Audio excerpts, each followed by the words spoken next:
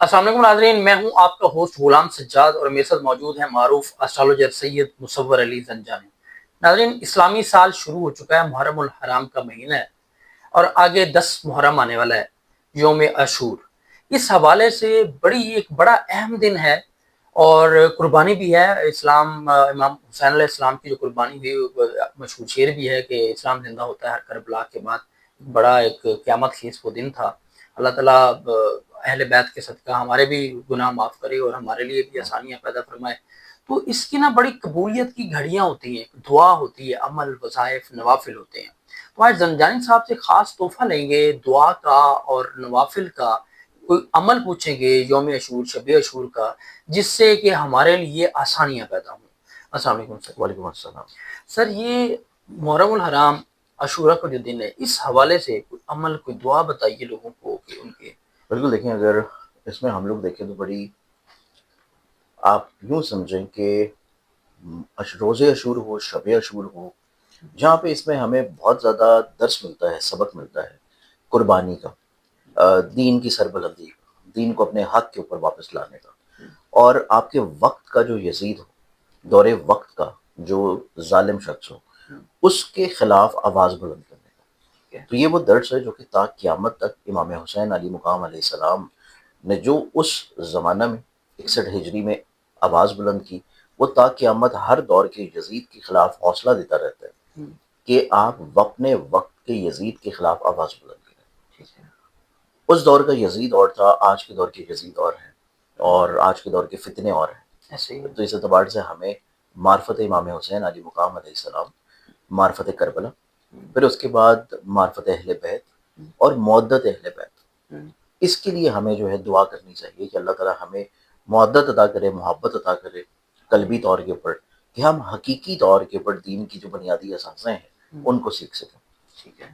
اب چونکہ اگر ہم لوگ دیکھیں تو 10 محرم کا جو دن ہے، جہاں پہ وہ روز عاشور کا دن ہے، جہاں پہ وہ شہادتوں کا، قربانیوں کا، نیزے کے اوپر قرآن پڑھے جانے کا دن ہے، وہیں پہ اس کے بعد کا جو سفر شروع ہوتا ہے، اور یہ سفر چلتا ہے پھر تب تک جب تک شام میں امام کے اصحاب اور امام کے اصحاب کے جو گھر والوں کی خواتین ہیں، بچیاں ہیں، بی بی سکینہ ہیں، امام زین العابدین علیہ السلام ہیں، ان کی ان قربانیوں کا اور ان کا پھر وہاں پہ دربار یزید میں جا کے خطبہ دینے کا، اور پھر اس کے بعد کا جو سفر ہے دوبارہ سے ان کی واپسی کا مدینے تک کا۔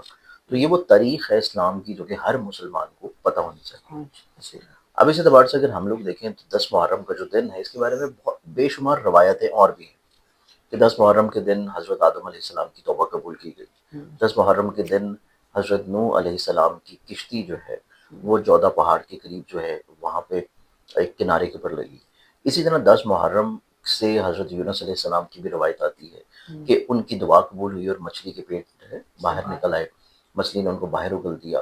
اسی طرح بے شمار دیگر روایتیں بھی مکس ہوتی ہیں، لیکن اس میں سب سے بڑا جو مسلمانوں کے لیے امتی ہونے کے ناطے نبی اکرم صلی اللہ علیہ وآلہ وسلم کے دین کے اوپر قائم رہتے ہوئے نبی کے گھرانے کا جو دکھ ہے، اور نبی کے گھرانے کا اور نواسے رسول، اور اسپیشلی ہر شخص یہ محنت کر رہا ہے اس دنیا میں صبر کر رہا ہے، رنج و الم، مصائب اور مشکلات اور پریشانیوں کو اپنی زندگی میں فیس کرتا ہے، اور عبادات اور وظائف کرتا ہے صرف اس وجہ سے کہ وہ جنت کا طلبگار ہے۔ تو جنت کے جو شہزادے ہیں اور جنت کے جو سردار ہیں، ان کی معرفت ہونا اور اپنے سردار کا پتہ ہونا کہ آپ جنت میں تو جانے کے طلبگار ہیں، لیکن جنت کا جو سردار ہے آپ کو اس کا ہی علم نہ ہو، تو پھر جنت میں تو آپ ایسے ہوں گے کہ آپ کو اپنے جس گھر میں آپ رہ رہے ہیں اس گھر کے مکین کی سربراہی کا نہیں پتا۔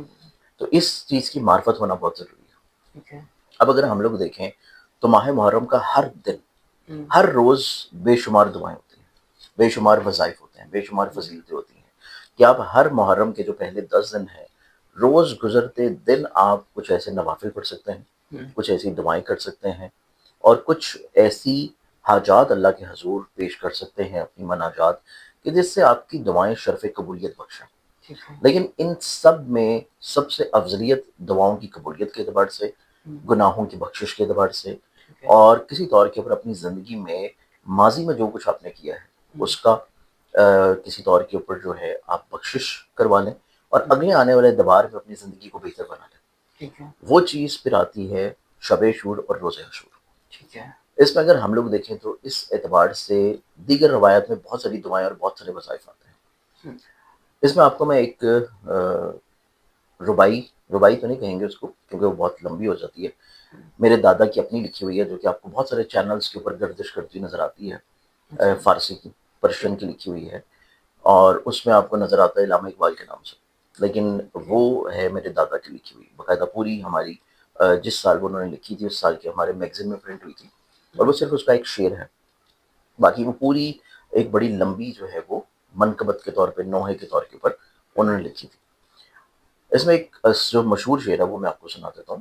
حدیث عشق دو باب است، کہ حدیث عشق، کہ عشق کی جو حدیث ہے اس کے دو باب ہیں. حدیث عشق دو باب است، یک حسین رقم کرد و دیگر زینب، کہ پہلا باب جو ہے وہ حضرت امام حسین علیہ مقام علیہ السلام کو آپ کر دیں، اور دوسرا جو باب ہے وہ دربار یزید میں حضرت زینب بی بی زینب علیہ السلام کے خطبے کے بعد رقم ہوتا ہے. تو ایک تو یہ ان کے لیے میں سمجھتا ہوں کہ توشہ آخرت ہے کہ پہلے بیت سے محبت اور معدت کا. اسی طرح واقع کربلا کے بعد جو کہ ایک بہت مشہور ایک اور صوفی شاعر ہیں ان کی بھی جو ایک شعر آتا ہے، اسلام زندہ ہوتا ہے ہر کربلا کے بعد. یہ بھی ہے. پھر اس کے بعد حقہ کے بنائے لا الہ الا حسین. تو یہ وہ چیزیں ہیں جو کہ آپ کو اہل بیت سے محبت و معدت کی طرف لے کے جاتی ہیں.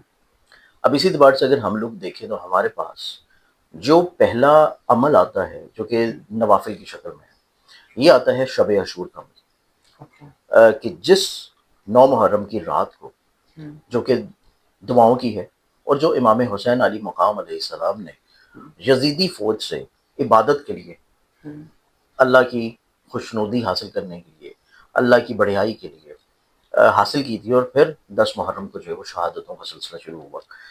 تو وہ رات ہے آپ کے گناہوں کی بخشش کی رات.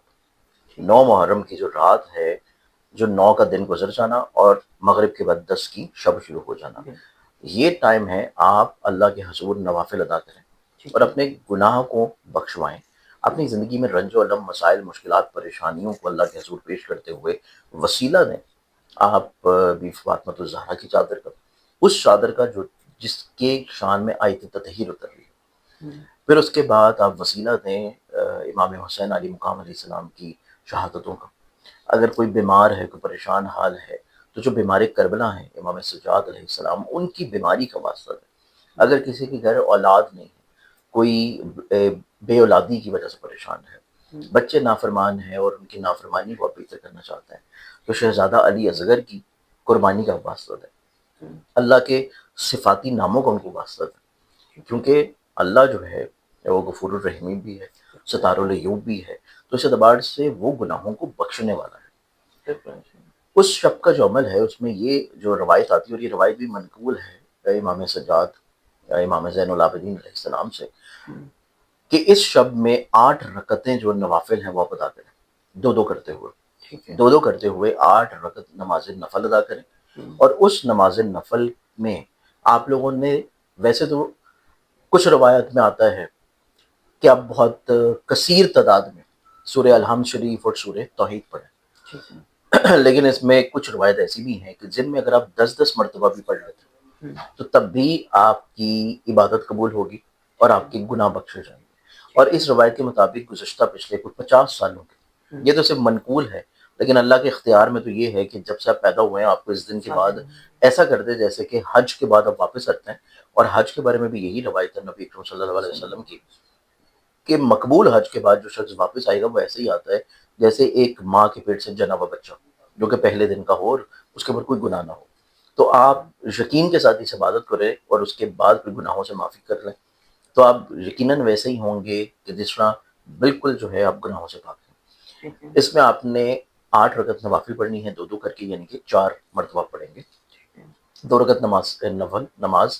اور اس میں آپ لوگ ہر رکعت میں 10 مرتبہ سورہ الحمد شریف اور 10 مرتبہ سورہ توحید، یعنی کہ قل هو اللہ احد، اس کو پڑھیں گے تو انشاءاللہ اس طریقے سے نماز پڑھنا آپ کو کافی حد تک جو ہے گناہوں کی بخشش کی طرف لے کے جائے گا. ٹھیک ہے. اس کے بعد آپ جب تسبیحات کے لیے بیٹھیں، آپ اسی مقام کے اوپر نماز کے اوپر ہی جب آپ اللہ کے حضور جو ہے وہ تسبیحات کر رہے ہوں، وظائف کر رہے ہوں، تو اس ٹائم کے اوپر آپ ایک دعا مانگیں لازمی طور کے اوپر، بسم اللہ الرحمن الرحیم، سبحان اللہ والحمد للہ ولا الہ الا اللہ ولا حول ولا قوۃ الا باللہ العلی العظیم، استغفر اللہ ربی من کل ذنب واتوب الیہ.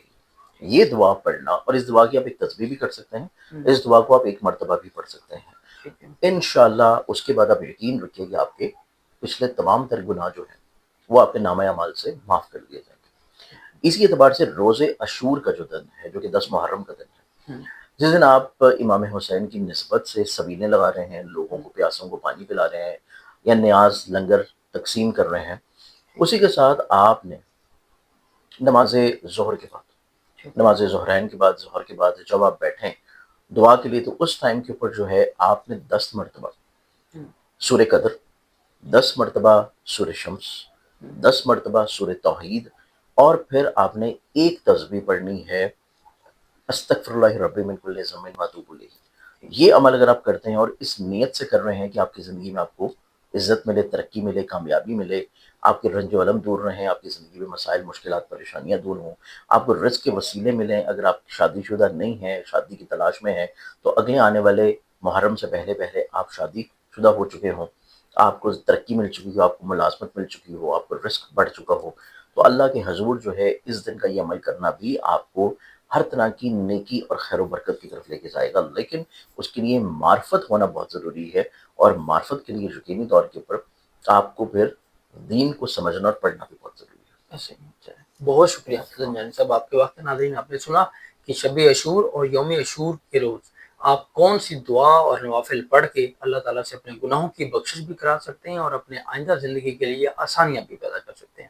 امید ہے آپ کو ویڈیو اچھی لگی ہوگی. اب اگر اس سے ہٹ کر آپ نے اپنا کچھ اچھا بنوانا ہے، کسی سوال کا جواب چاہیے، کاروبار کے بزنس کے حوالے سے مشورہ کرنا ہے، تو زنجانی صاحب کا نمبر آپ کو اسکرین پر نظر آ رہا ہے، آپ ان سے براہ راست بات کر سکتے ہیں. مجھے اجازت دیجیے. اللہ حافظ.